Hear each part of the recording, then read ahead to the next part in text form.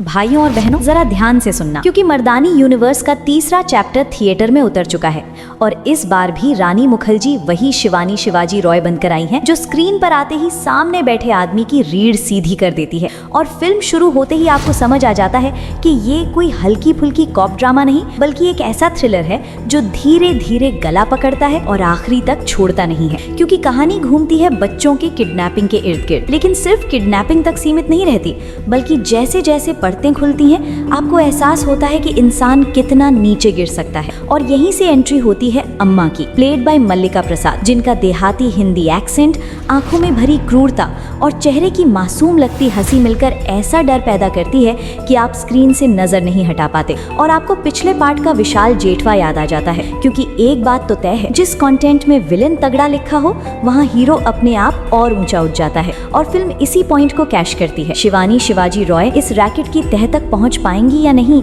ये सवाल आपको हर सीन में आगे खींचता है। और जैसे ही आपको लगता है कि अब फिल्म के पत्ते खुल चुके हैं, तभी डायरेक्टर एक ऐसा ट्विस्ट फेंकता है जो ट्रेलर में भी नहीं था और थिएटर में बैठे लोग एक दूसरे की तरफ देखकर रिएक्ट करते हैं। क्योंकि अम्मा अगर डायन है तो फिल्म में एक और भ्रम राक्षस भी है, जिसका नाम जानबूझकर छुपाया गया, और यही सरप्राइज फैक्टर इस मूवी को अलग लेवल पर ले जाता है। ऊपर से जानकी बोदीवाला का किरदार, जिसकी मौजूदगी कहानी में एक नया इमोशनल एंगल जोड़ती है और आपको एहसास कराती है कि ये सिर्फ पुलिस और अपराध की कहानी नहीं, बल्कि टूटे हुए भरोसे और छीन लिए गए बचपन की भी कहानी है। फिल्म की सबसे बड़ी ताकत इसका टाइट स्क्रीन प्ले है, जहां कोई फालतू गाना नहीं, कोई बेवजह ग्लैमर नहीं, सिर्फ कहानी जो स्टार्टिंग फ्रेम से इंटरवल तक आपको जकड़े रखती है और रन टाइम का हर मिनट काम करता है। हालांकि सेकंड हाफ में ट्विस्ट पर ट्विस्ट डालने के चक्कर में थोड़ी खींचतान महसूस होती है, लेकिन फिर भी फिल्म की पकड़ ढीली नहीं पड़ती, क्योंकि क्लाइमेक्स तक पहुंचते पहुंचते जो इमोशनल और विजुअल इम्पैक्ट मिलता है वो आपको सीट पर चुप करा देता है।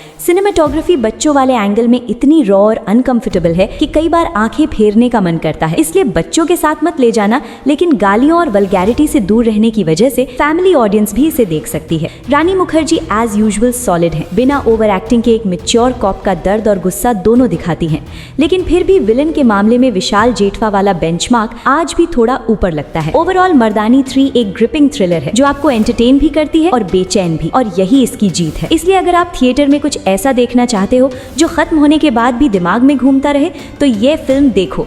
मेरी तरफ से सॉलिड 3.5 आउट ऑफ 5 स्टार्स। और हाँ, मिलते हैं अगले रिव्यू में, क्योंकि कहानी अभी बाकी है।